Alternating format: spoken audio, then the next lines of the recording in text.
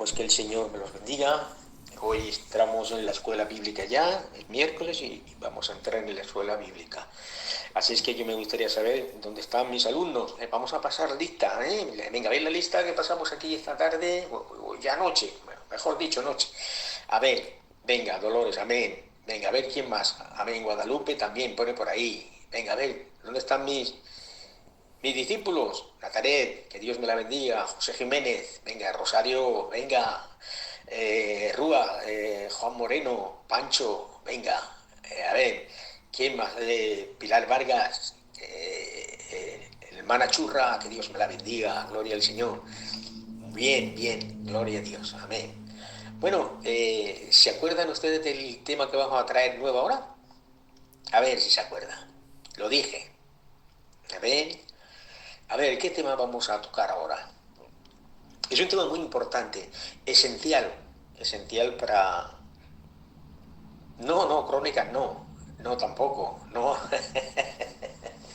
no, no, no, no, no, no, no, no, no, no, eso es así, así en este orga, sí.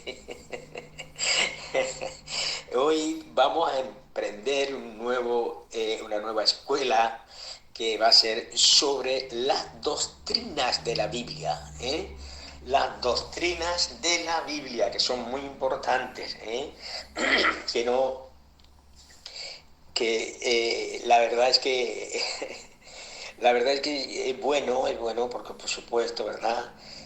Alabar y bendecir al Señor y esto es muy importante, gloria al Señor, pero sabes de una cosa, que nosotros estamos fundamentados, nuestro fundamento no está en la alabanza, no, no, no está en la alabanza, aunque es muy hermosa y bonita, gloria al Señor, y necesaria también, claro que sí. Nuestro fundamento está en la palabra de Dios. Ese es nuestro fundamento, la palabra de Dios. Y bueno, decirles que es una pena que el pueblo no sepa realmente su doctrina. Usted coge, por ejemplo, a un testigo de Jehová y su doctrina la sabe a la perfección. La sabe a la perfección, hermanos. Porque ellos estudian para eso. Y la saben. Y cualquier otra religión que usted le pregunte, por ejemplo, los mormones, y etcétera, etcétera, todos, todos saben, todos saben su doctrina, hermano. Y nuestro pueblo carece del conocimiento fundamental de la doctrina. Y la doctrina es muy necesaria, hermanos. Necesaria. Porque todo lo que hay en Biblia es doctrina. Todo es doctrina. Porque la palabra doctrina quiere decir enseñanza. O sea, todo es doctrina. Así que vamos a empezar sobre este tema importante de la doctrina. Si estáis atentos, yo lo voy a hacer de una manera que podáis entenderlo todos. O sea, yo no me voy a meter en jaleos en el sentido de que la doctrina se puede dar de una forma a un nivel muy alto o a un nivel realmente que puedan entenderlo todos. Entonces aquí no vamos a nombrar palabras raras, ni vamos a decir cosas difíciles que ustedes no las entiendan. Yo voy a tratar de que ustedes aprendan la doctrina y la aprendan bien, con una doctrina sana, totalmente sana. O sea que la doctrina que ustedes van a aprender aquí en este canal va a ser la doctrina sana, la doctrina que tenemos Filadelfia, la que queremos nosotros, ¿de acuerdo? Así que cojan ya su lápiz o su bolígrafo y un cuaderno y lo tiene ahí para tomar apuntes. Así que lo primero que vamos a hablar hoy es de bibliología. Lo voy a hacer de otra manera más sencilla. Hoy vamos a hablar de la doctrina de la Biblia. ¿Ves cómo es más sencillo? Digo, bibliología. Porque dices, uy, ¿qué es eso? ¿Qué es? Bibliología. ¿Eso que asimiláis? Y a lo mejor no lo sabe. Pero si digo, vamos a estudiar la doctrina de la Biblia, ya es más sencillo. Es lo mismo, pero se entiende mejor, ¿verdad? Pues así quiero yo hoy enseñaros. Vais a aprender cosas, porque vais a aprender cosas y quiero que las retengáis, que retengáis esto. Así que vamos a comenzar, en primer lugar, sobre la revelación de la Biblia o la revelación de las Escrituras, ¿vale? La revelación de la Biblia o la revelación de las Escrituras. Miren, todo, absolutamente todo existía y existe en la mente de Dios. Todo. Todo está ahí, en su mente. Pero en algún punto de la eternidad pasada, pues Dios quiso, le plació a Él, porque así quiso Él, por su plena voluntad, revelar, o sea, mostrar, dar a conocer a los hombres, algo, fíjense bien, algo de lo que Él es, algo de lo que es, algo de lo que Él sabe y de lo que Él hace.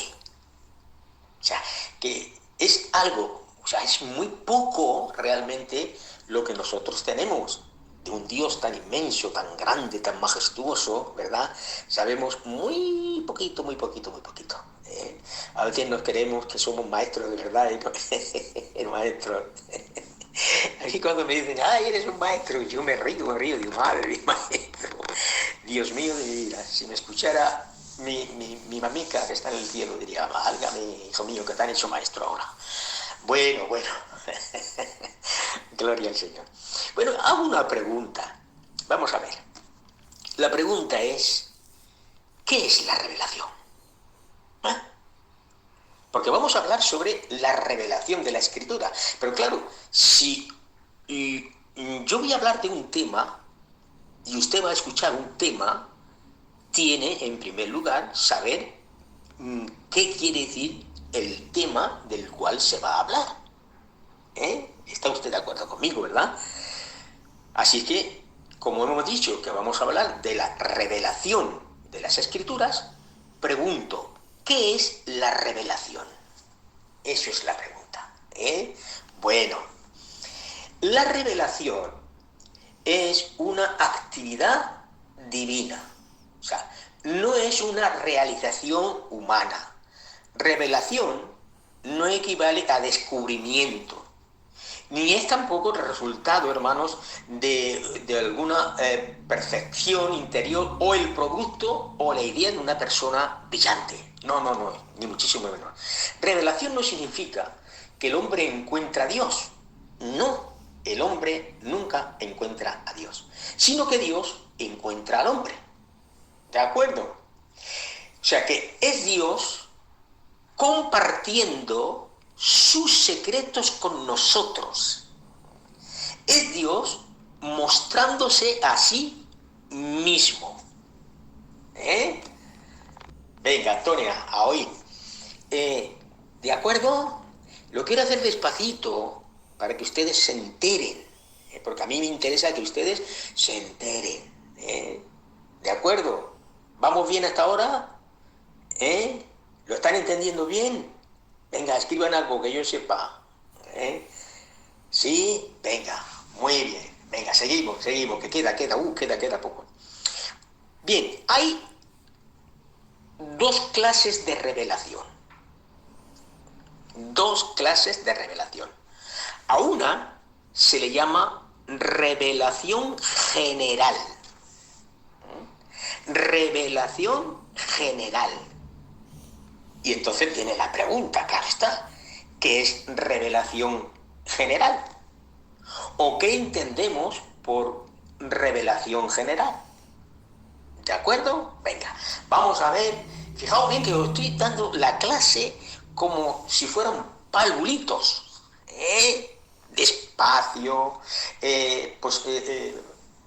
tratando de la expresión vocabulizar despacio y bien para que ustedes lo puedan entender. ¿De acuerdo? Vale. La revelación general es la comunicación que Dios hace de sí mismo a todas las personas de todos los tiempos y de todos los lugares. Y lo hace, por ejemplo, uno de los ejemplos por medio que lo hace, por medio de la naturaleza.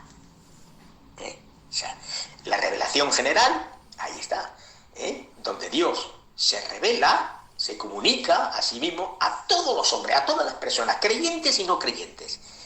Y una de las formas por las cuales se revela es por medio de la misma naturaleza, porque la naturaleza, la creación entera, da testimonio de la existencia de Dios, como dice en Romanos. ¿De acuerdo? Venga, esa es la revelación general. Luego tenemos otra revelación, que se le llama la revelación especial. La revelación especial. ¿Qué es la revelación especial? Bueno, pues la revelación especial es la manifestación que Dios hace de sí mismo a personas particulares, ya no a todo el mundo, como es la revelación general, esta es especial, es una revelación especial, es la manifestación que hace de sí mismo a personas particulares en tiempos y lugares distintos o definidos, como queráis.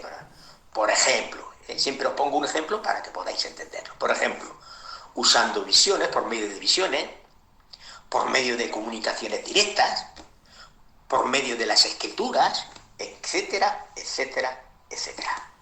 Ahora bien, otra pregunta. ¿Cómo nos llega a ti y a mí la revelación general? ¿Cómo nos llega esa revelación general? Bueno, como he dicho, en primer lugar, por medio de la naturaleza, o sea, por medio de todo lo creado. Los cielos cuentan la gloria de Dios y el firmamento anuncia las obras de sus manos, dice el Salmo. Por lo tanto, en la creación, el hombre ya no tiene excusa, amén. El hombre ya no tiene excusa porque Dios se está revelando a sí mismo por medio de la creación. No hay revelación oral ni hay revelación escrita. Escuchen bien, no hay revelación ni oral ni escrita. Y esto a lo mejor ahora se pone usted a pensar, como que no hay revelación oral ni escrita. Pero no, a ver, no la hay. Porque nada se dice ni se oye. O sea, todo se muestra. Se muestra mediante esta revelación de Dios que da a conocer algunos aspectos de su persona y de su obra. ¿Vale? Otra pregunta. ¿Cuáles son esos aspectos de la persona y obra de Dios por las cuales se manifiesta? Lo vemos en Romanos, capítulo 1, versículo 19 al 20, cuando dice su eterno poder y deidad se manifiestan claramente visibles, por medio de lo creado, de tal manera que el hombre no tiene excusa. Ahí. Y segundo, por medio de la historia, por medio del control providencial de los asuntos terrenales. Me explico, os voy a dar una explicación. Veréis. Daniel 4, versículo 17, dice así la Biblia: la sentencia es por decreto de los vigilantes, y por dicho los santos la resolución, para que conozcan los vivientes, escuchen bien, para que conozcan los vivientes que el Altísimo gobierna el reino de los hombres, y que a quien quiere él, quien quiere él, se lo da, y constituye sobre él al más bajo de los hombres. Amén. Amén.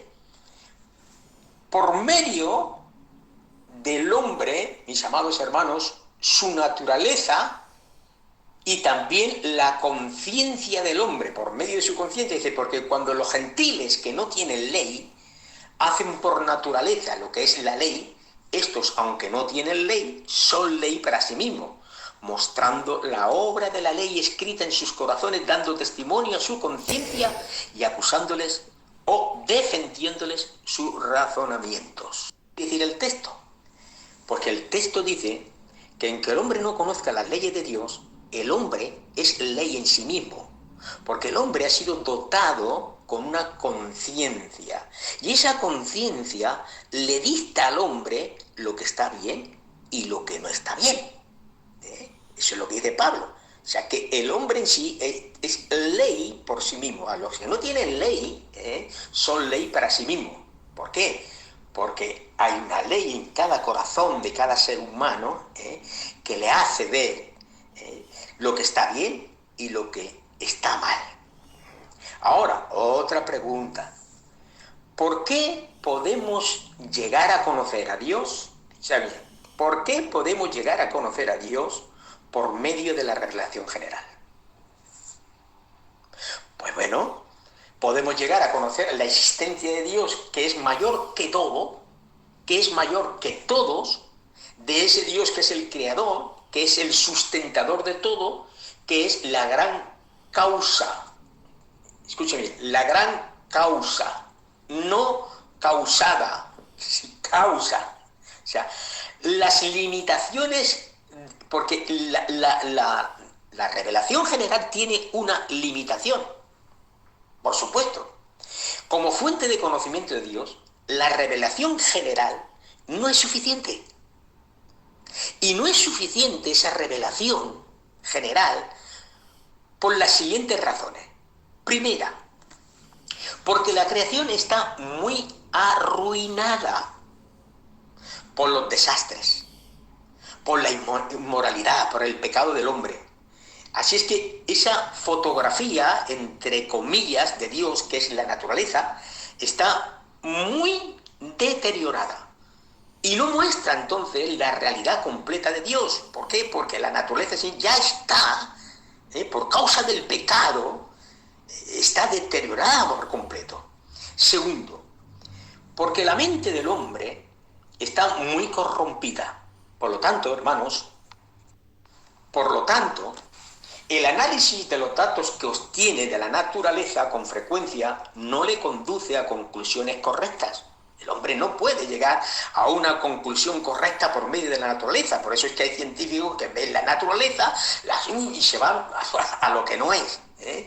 Y tercera razón, por esa razón es como sucede en Romanos, fijaos bien. En lugar de usar lo creado, por eso es lo que he dicho, fijaos bien, porque esto es importante que entendáis sobre la revelación general, que Dios no puede conocer, no es suficiente para conocer a Dios por medio de esta revelación, precisamente porque la creación en sí, por causa del pecado, está deteriorada, hermanos, ¿de acuerdo? Segundo, porque la mente del hombre está corrompida. Entonces, cuando él quiere hacer un análisis, ve el cielo, ve las estrellas, él jamás va a pensar, mis amados hermanos, que eso lo ha creado Dios. ¿De acuerdo? Y por esa razón, Romanos dice, en lugar de usar lo creado como fuente de revelación de Dios, los hombres adoran las cosas creadas como si fueran dioses. O sea, que la revelación general no les sirve para conocer a Dios. ¿Lo entienden? ¿Lo que he dicho? Nadie lo entiende. A ver, ¿lo entienden o no lo entienden? Una lo entiende. 1, 2, 3 lo entienden. Ya, es muy fácil, es muy sencillo lo que he dicho. O sea, es que no se puede explicar más fácil y más sencillo. ¿De acuerdo? Bien. Vamos a hablar sobre la naturaleza y la extensión de la revelación especial. ¿Cuál es la naturaleza y la extensión de la revelación especial? Ahora vamos a hablar de la revelación especial. Ahora bien, la pregunta, ¿por qué es necesaria la revelación especial? Hemos dicho que la revelación general no es suficiente. No es suficiente, porque los hombres, en esa revelación general, se llevan las cosas a otro lado por causa del pecado. Ahora, ¿por qué entonces es necesaria la revelación especial? Bueno, en primer lugar, la revelación general no dice nada, escuchen bien, no dice nada acerca del Dios personal que quiere tener relación y comunión con el hombre. Mire, si usted se queda mirando el firmamento, se queda mirando las estrellas, mirando la luna, mirando el sol, eso a usted no le enseña ni le dice tampoco que hay un Dios personal que quiere tener comunión con usted. Eso no es un mensaje de que ese Dios quiere tener comunión con usted. No dice nada acerca de la corrupción, no dice nada acerca de la condenación del hombre. Usted mire la naturaleza. Jamás alguien que no tenga al Señor y mire la naturaleza puede pensar que eso está corrupto. Que eso es consecuencia precisamente del pecado del hombre. Y si no se sabe que está perdido el hombre, entonces, ¿de qué se va a convertir? ¿De qué se va a salvar? Si no lo sabe que está perdido. ¿De acuerdo? Segundo, el hombre natural no tiene relación ni comunión con Dios. ¿Por qué? Porque su mente está corrompida y no puede interpretar correctamente los datos que se le proporcionan en la revelación general. No puede, porque al estar corrompida la mente, él por mucho que mire las estrellas, por mucho que mire la naturaleza, por mucho que mire los parados, etc., jamás va a poder sacar de ahí, ¿verdad?, la existencia de Dios. Pero la revelación especial era necesaria, escuchen bien, era necesaria para comunicar el pensamiento de Dios de manera más completa, a fin de lograr el gran propósito que el Señor tenía y que quiere demostrar, y es que Él sea glorificado a través del hombre. Y aquí hay unos instrumentos usados por Dios para dar esa revelación especial. Y los instrumentos que Dios usa para esa revelación especial, vamos a hablar de algunos, por ejemplo, son sus milagros.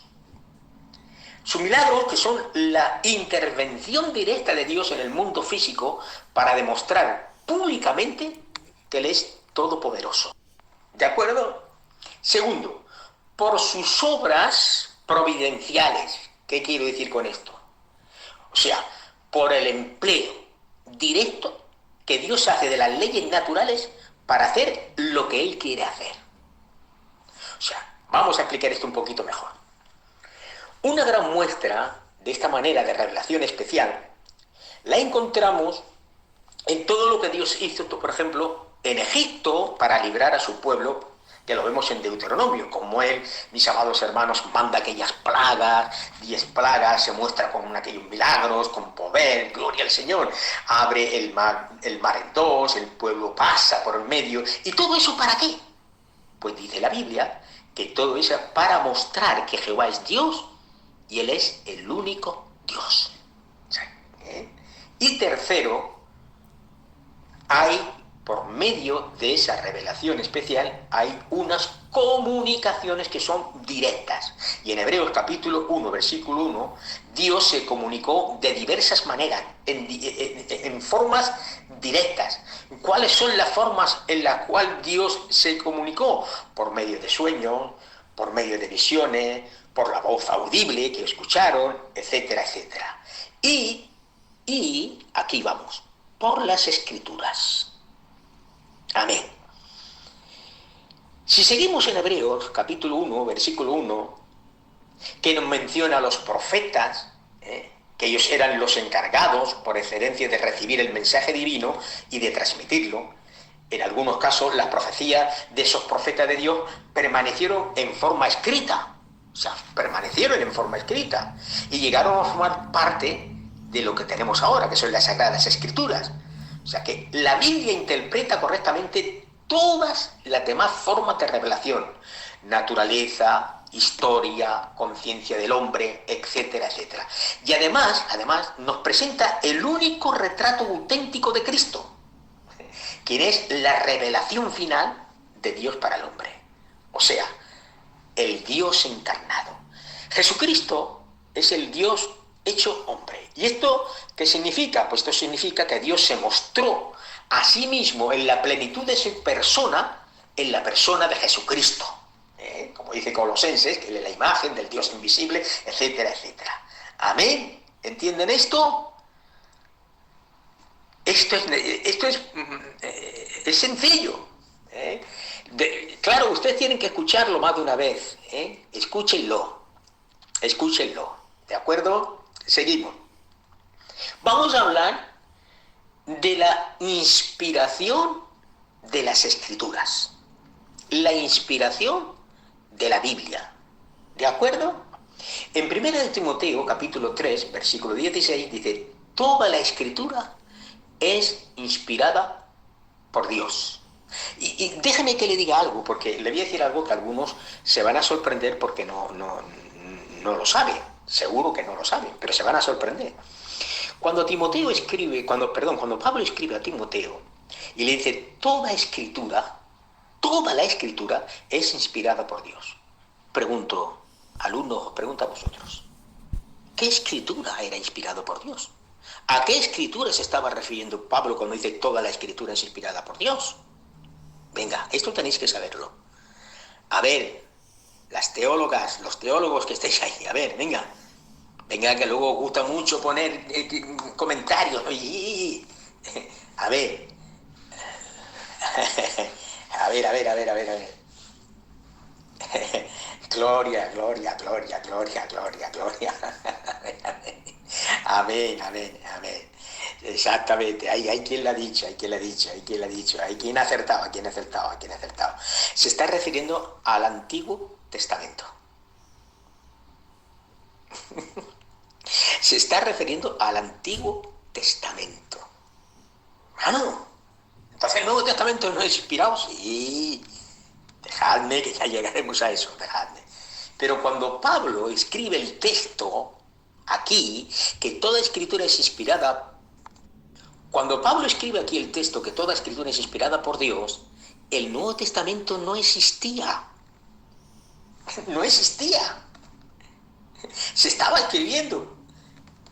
O sea, que no existía. Por lo tanto, toda la escritura que ellos usaban, la escritura que usaba Jesús, la escritura que usaban los apóstoles, era la Biblia de los 70. Era la Biblia de la versión griega que se llamaba Septuaginta de los 70. ¿Sabes? O sea, era la Biblia hebrea. Era lo que ellos... Porque no había otra cosa. No había otra cosa. ¿De acuerdo? Por eso dice en Primera de Pedro: porque nunca la profecía fue traída por voluntad humana, sino que los santos hombres de Dios hablaron siendo inspirados por el Espíritu Santo. Esto es curioso, porque ¿qué entendemos por la palabra inspirar? O sea, ¿cómo se traduce esa palabra? ¿Cómo puedo yo...? A ver, cuando yo le digo a usted, la palabra de Dios ha sido inspirada, usted... porque a veces, mire, se puede tener una confusión mal. Y la confusión mal que se tiene a veces es esta, vamos a ver. Muchas veces, el Señor me ha inspirado para sacar una alabanza. Hoy estoy inspirado. ¿Sí o no? Hemos dicho muchas veces eso. Hoy me siento inspirado. Bueno, la palabra inspiración aquí se tiene que diferenciar de la que usó para las nuevas traducciones. Se traduce como impulsados, que es una palabra traducida más exacta. Y aquí lo que presenta es el cuadro de alguien que es levantado, que es transportado por la fuerza de algo o alguien que lo lleva. Por lo tanto, este mismo verbo aparece también en Hechos de los Apóstoles, capítulo 27, versículo 15, que dice que Dios preparó a los asuntos para que cada palabra fuera exactamente lo que Dios quería registrar como escritura inspirada.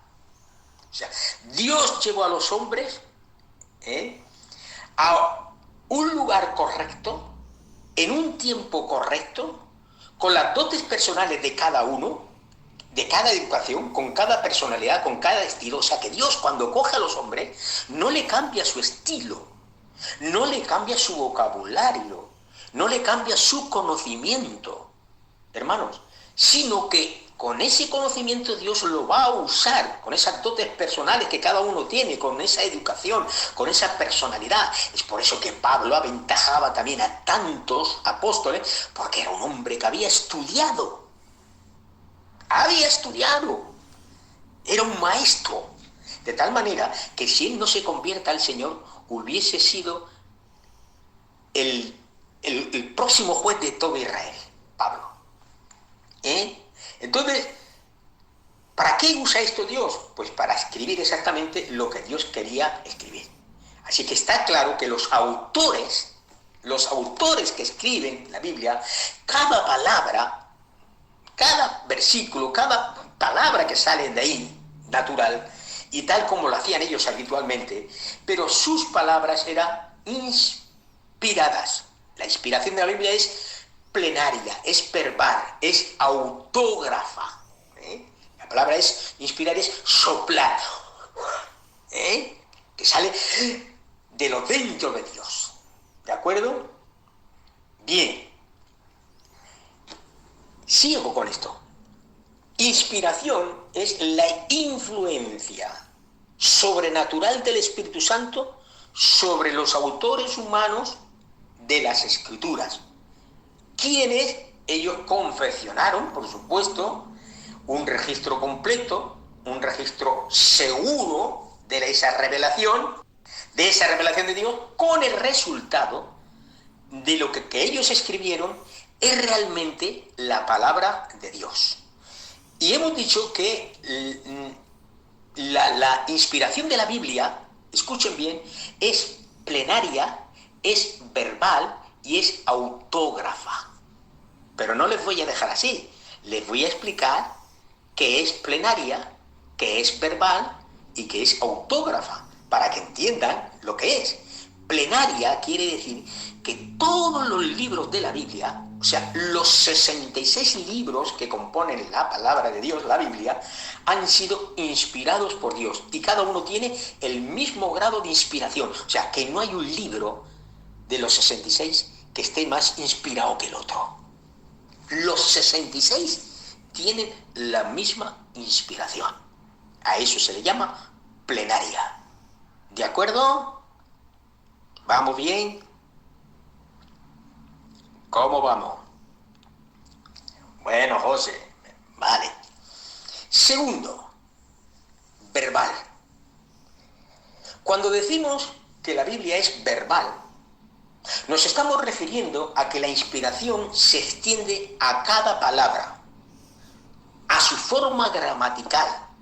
Por eso es verbal. O sea, cada palabra, cada letra está inspirada por Dios. Todo lo que hay. Y autógrafa es que son inspiradas las palabras escritas originalmente por los autores humanos. Originalmente por los autores humanos.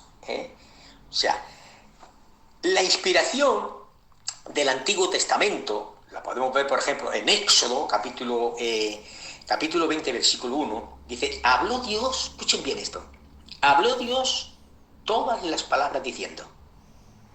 Muchas veces los autores del Antiguo Testamento, hermanos, sabían que estaban escribiendo ellos la palabra de Dios, lo sabían.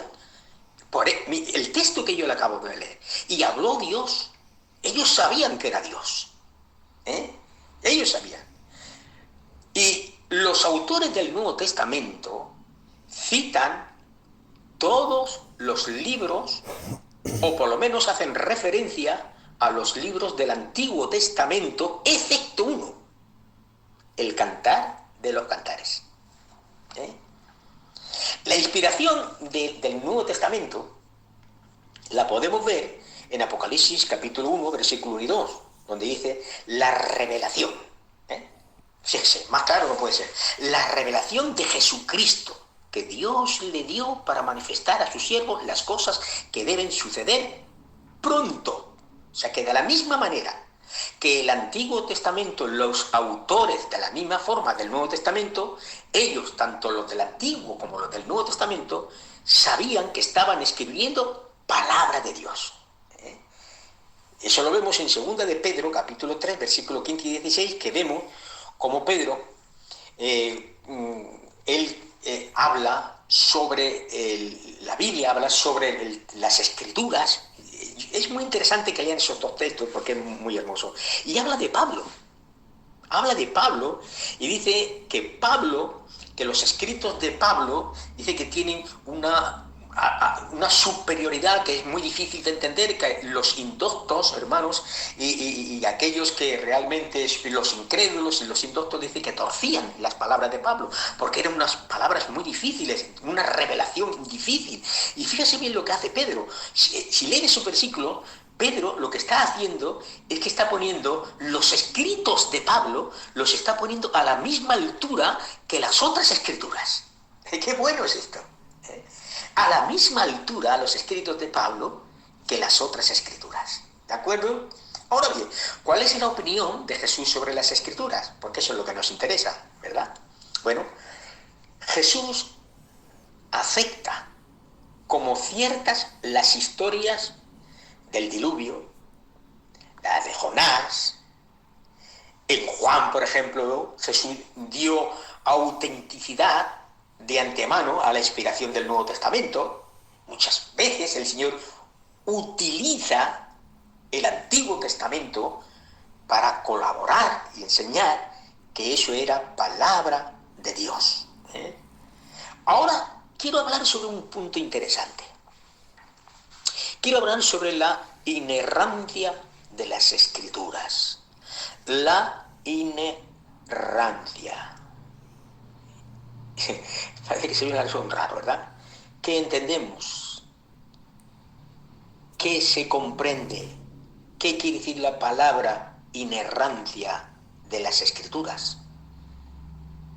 Pues quiere decir que en sus documentos originales las Escrituras son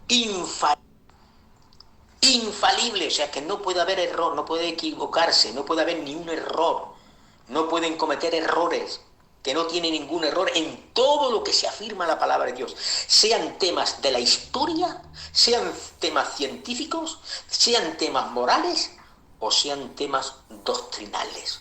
La palabra de Dios es inerrante, o sea que no tiene errores. No tiene errores. Gloria al Señor. Amén. Y pero estamos hablando de los manuscritos originales que se escribieron, los que escribieron los apóstoles.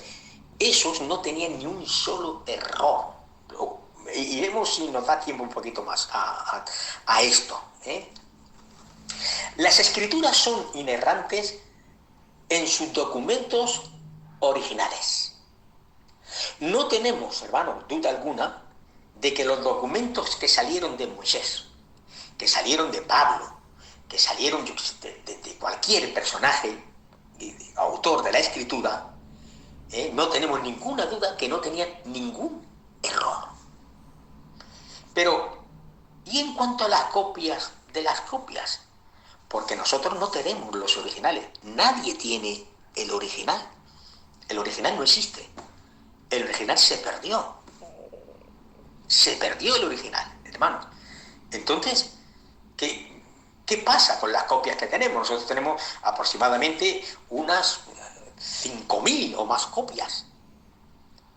Mire, quiero decirles que hay una seguridad casi perfecta de que los documentos que han llegado a nosotros son copias fiables.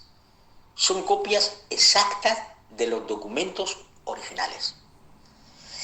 Si hacemos un estudio de los distintos manuscritos y traducciones, y sobre todo las excavaciones arqueológicas que se han hecho, pues han demostrado la garantía de nuestra Biblia.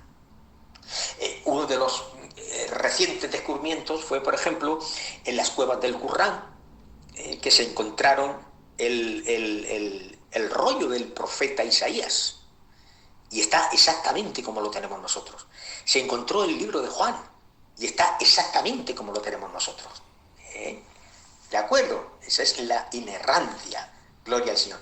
Puede ser que a lo mejor veamos alguna cosita ahí, que parece que hay una contradicción entre una cosa y otra, parece que no se ajusta esa palabra, gloria al Señor, pero es porque a la hora de copiar, las copias, cuando uno copia y copia y copia y copia, el copista pudo haber cometido un error. Pero que el copista cometiera un error no quiere decir realmente que lo que copió era mal, sino que lo que él copió no lo hizo bien. ¿Entienden? Vale. Vamos a seguir hablando ahora sobre la autoridad de la Escritura. ¿Qué es la autoridad de la Escritura? Bueno, pues siendo la palabra de Dios, por naturaleza tiene el derecho de regir tu fe, de regir mi fe, de regir nuestra fe. Amén. Gloria al Señor.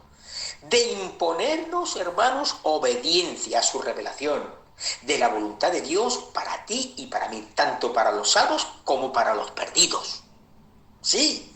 No se trata de que la Biblia tiene autoridad, mis amados hermanos, sino que la Biblia, escúcheme, la Biblia no es que tiene autoridad. No, no. La Biblia no tiene autoridad. La Biblia es autoridad. No tiene, es autoridad. Porque su autoridad es esencial. Su autoridad es real. Tiene vigencia. Tanto si uno la cree como si uno la rechaza. Es igual.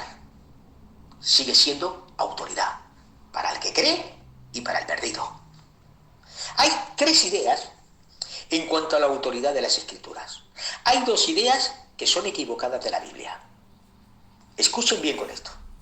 Dos ideas que están equivocadas de la Biblia. La primera, la Biblia no es la única fuente de autoridad religiosa. Ese es el primer error, la primera equivocación. Que hay quien dice que la Biblia no es la única fuente de autoridad religiosa. Por ejemplo, la Iglesia Católica. La Iglesia Católica pone a la tradición y al magisterio de la Iglesia, o sea, la palabra y los decretos papales,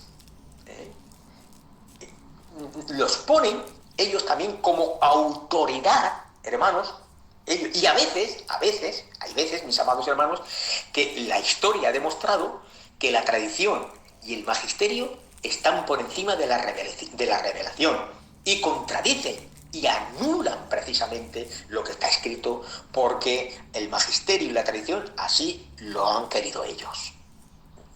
¿De acuerdo? Los mormones, por ejemplo. Los mormones también tienen la Biblia. También la tienen. Los mormones tienen la Biblia que nosotros tenemos. Pero ellos consideran el libro Ver Mormón. Ellos consideran el libro Ver Mormón, que tienen, porque tienen un libro que se llama el libro Ver Mormón, que tiene, para ellos tiene tanta autoridad espiritual como la misma palabra de Dios. Por eso, los que piensan que la Biblia no es la única fuente de autoridad, se equivocan. La segunda error que hay es que hay quien dice que la Biblia no es la única fuente de autoridad moral. O sea, se pone junto a la Biblia la razón humana y a veces... espero que escuchen. Cuando no escuchen me lo ponen, a veces no me di cuenta. No me he caído, ¿no? ¿Me he caído? No. ¿Me he caído? A ver, sí o no. Uno me dice que sí, otro me dice que no. ¿Cómo que me he caído? Sí, tengo esto rojo y estoy hablando. A ver, uno y otro no. A ver, ¿se escucha ahora? Ah, pues eso estoy preguntando. Si no me vais a volver loco aquí. Venga, vale. Ya, ahora estoy en pie. Bueno, venga, seguimos. Pregunto, a ver, venga, alumnillos que luego os gusta mucho escribir, os gusta mucho hacer comentarios en los coloquios, como fui yo, y digo, sí. Venga, ahora pues yo os pregunto, a ver, los teólogos y las teologías. ¿Es útil o necesaria la razón para interpretar la Biblia o formular una teología bíblica? ¿Es útil? ¿Es necesaria la razón?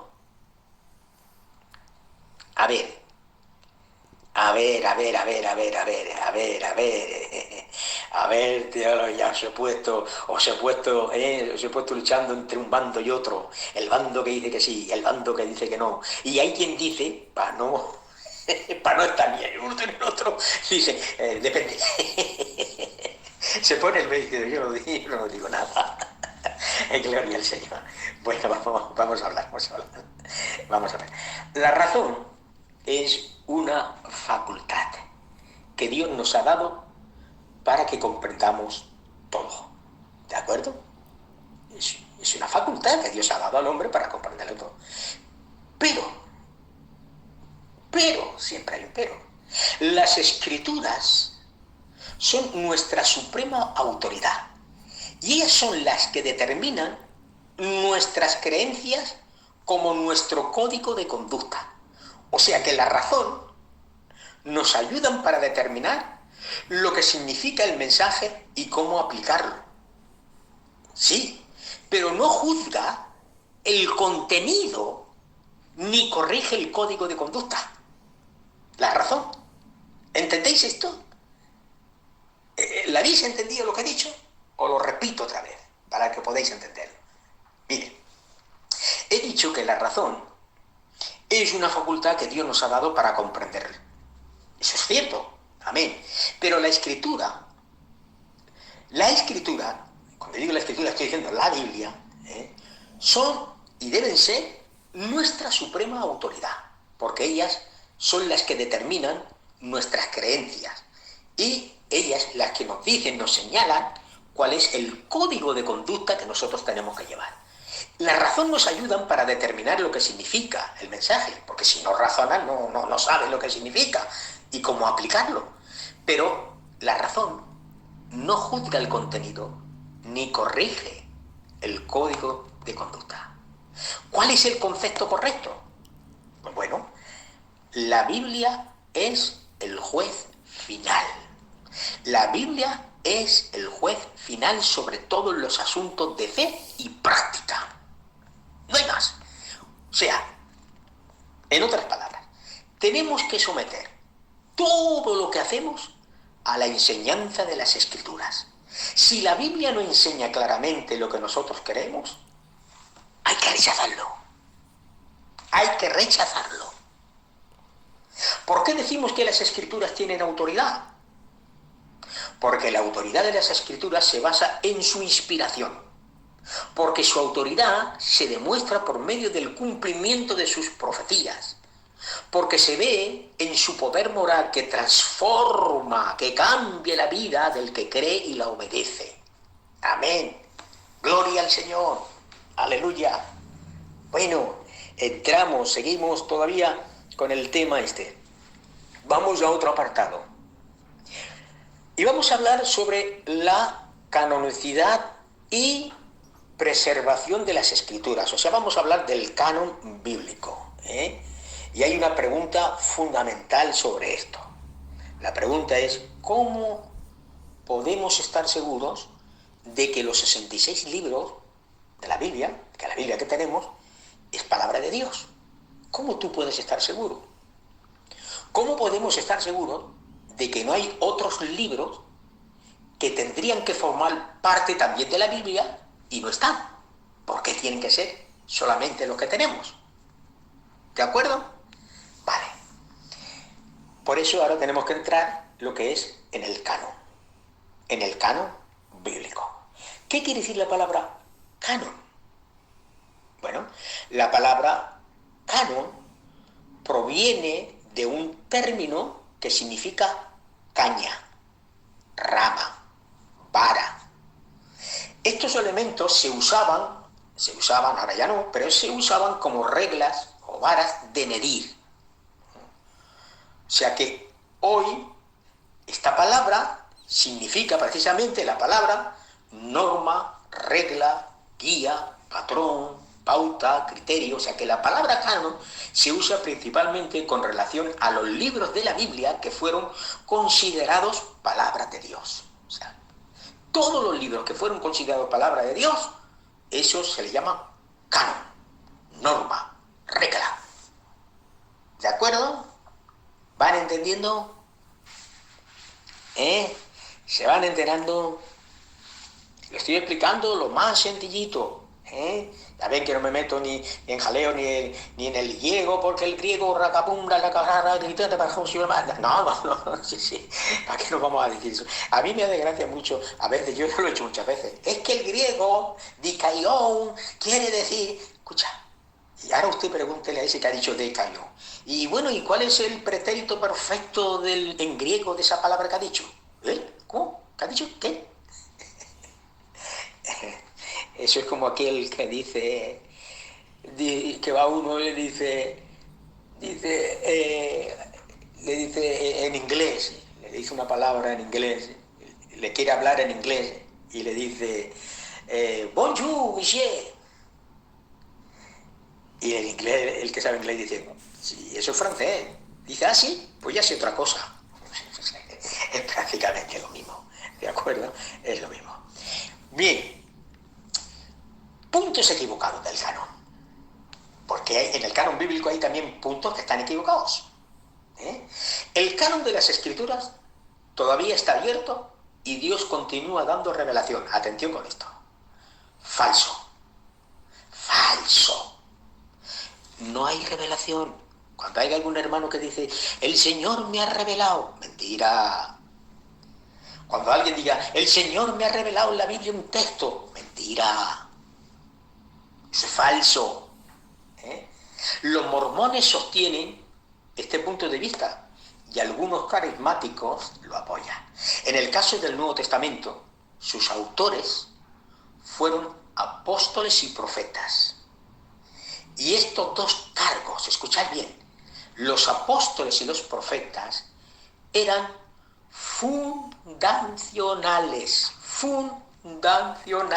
o sea, formaban parte del fundamento de la doctrina de la Iglesia. Por eso dice Pablo, edificaos sobre el fundamento de los apóstoles y profetas, siendo la principal piedra del ángulo Jesucristo mismo. Por lo tanto, ya no existen más revelaciones, hermanos.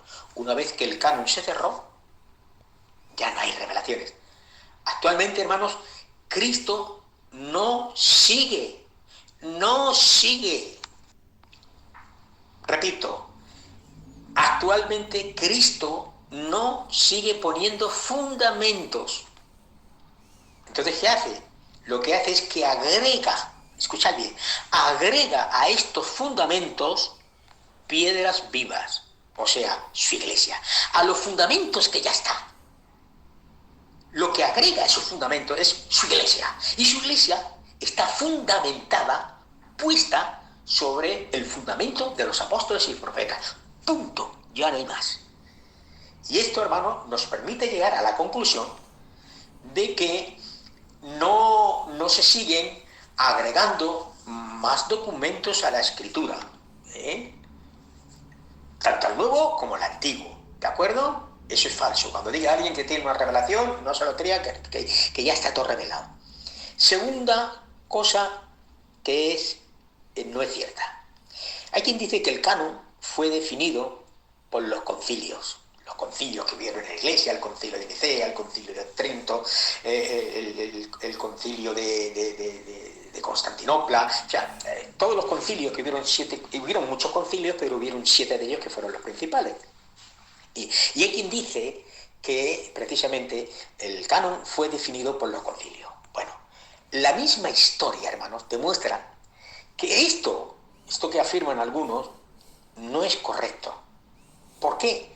Porque los concilios no respondieron a preguntas como ¿cuáles son los libros que vamos a incluir en el canon? Ellos jamás, en los concilios nunca se propusieron estos temas, sino que ellos, hermanos, respondieron a la pregunta ¿cuáles son los libros que siempre han sido aceptados por la Iglesia como inspirados divinamente? Por lo tanto, el punto correcto, hermanos, es que no tenemos datos conforme o con relación a cómo realmente se reconoció el Antiguo Testamento. No tenemos datos realmente suficientes para ver cómo.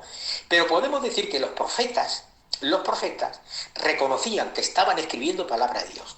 Y esto, hermanos, esto daba a su mensaje la autoridad divina. ¿Eh?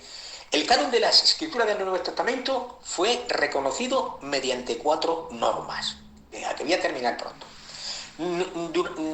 Durante 4 normas, o sea, el canon del Nuevo Testamento se reconoce mediante 4 normas. Primera, la apostolicidad. ¿Qué es apostolicidad? Bueno, esto quiere decir que fueron escritos por un apóstol o bajo la supervisión de un apóstol. O sea, no solamente que estaba escrito directamente por un apóstol, sino también por la supervisión de un apóstol. Por eso. Segundo, por su universalidad. O sea, que esto quiere decir que fueron recibidos por la comunidad cristiana como parte de las Escrituras. También su compatibilidad. ¿Qué quiere decir? Que concuerdan con las Escrituras del Antiguo Testamento. Y cuarto, su espiritualidad, que fueron escritos bajo la dirección del Espíritu Santo. ¿De acuerdo? Amén. Ahora bien, ¿qué es la iluminación? Eso es otra cosa. Eso es otra cosa. La iluminación de las Escrituras, por medio del Espíritu Santo, porque Él nos ilumina, nos ayuda a entender y a convencer la palabra de Dios que es verdad. O sea, hay un texto que no entiendo, pero el Espíritu Santo me da luz, me ilumina, para poder entender lo que ya está revelado. Ahí no me va a dar una nueva revelación, ahí me va a iluminar de algo que yo no entiendo. La palabra de Dios es tan sublime, tan profunda, hermanos, que somos demasiado pequeños para poder entenderla. Dios es trascendente. Dios está más allá de toda comprensión, hermanos. Nuestra mente finita nunca podrá entender a Dios totalmente. Y nuestro limitado vocabulario humano jamás podrá poner en palabras la plenitud de Dios y su naturaleza. Nunca, jamás, hermanos. Es por eso que necesitamos esa iluminación del Espíritu del Señor para poder entender la Escritura. Por lo tanto, nadie puede orgullecerse, nadie se puede jactar, nadie puede decir cuánto sé, qué listo soy, lo que es. No, que no eres tú, que es el Espíritu el que te enseña, el que te ilumina, el que te capacita. Amén, amén y amén. Gloria al Señor. Bueno, hasta aquí la primera clase de doctrina. Hemos hablado sobre la doctrina de la Biblia. ¿De acuerdo? Amén. Bueno, pues aquí vamos a terminar. Espero que la hayáis entendido. Espero que os haya hecho bien, sobre todo que os haya hecho bien, y que la hayáis entendido, por supuesto, porque si no lo entendéis, entonces voy a deciros de qué vamos a hablar la próxima semana. ¿Qué doctrina? La doctrina que vamos a hablar la próxima semana es la doctrina, atención, la doctrina de Dios. Sí, la doctrina de Dios. O sea que vamos a dar la enseñanza de Dios. ¿Qué es Dios? ¿De acuerdo? Vale. Bueno, pues vamos a terminar aquí. Amén. Vamos a dar gracias al Señor.